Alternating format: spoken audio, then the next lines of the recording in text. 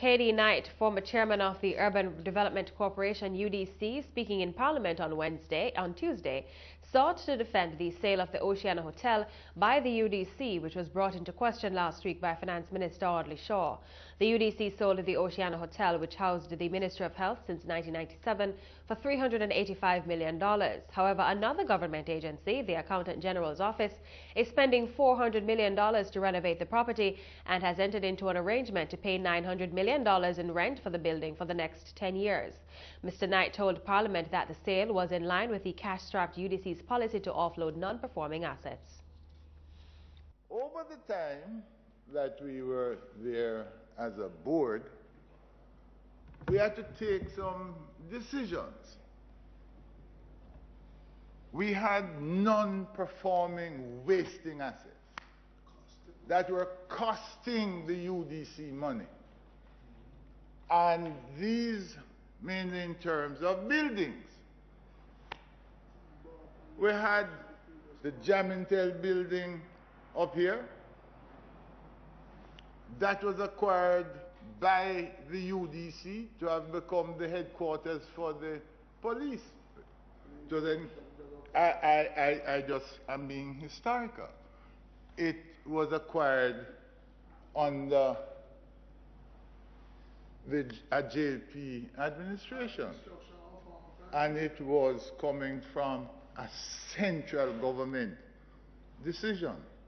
Central government was saying, go buy for the police.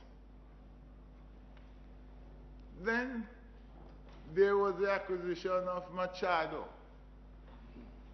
and we thought it was an ill-advised acquisition. Why? Because what happened there was that it was acquired to have been refurbished to become the headquarters of the UDC, and the UDC would vacate the office center building. Private sector would take that over, and the UDC would have an equity in it. He further notes that the Oceana Hotel was no different, as the UDC had a problem collecting rent from the Ministry of Health, which occupied the building.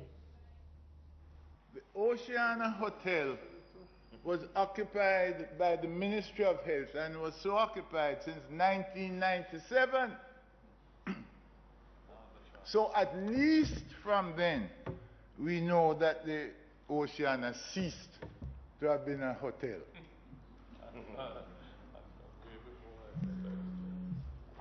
Now, it was originally owned by the UDC. But the UDC, over the years, could not collect the rent that was due. And so here's a situation where you have property that is supposed to be income generating, and it's not generating any income, and there has to be expenditure to maintain the building, etc., and insure the building. And government has a terrible record of maintaining public buildings, and public bodies don't have a much better record. Mr. Knight said the sale of the building was actually a proposal made by the JLP government of 2007 to 2011, and it was sold below market value because they could not get a buyer at the requested price.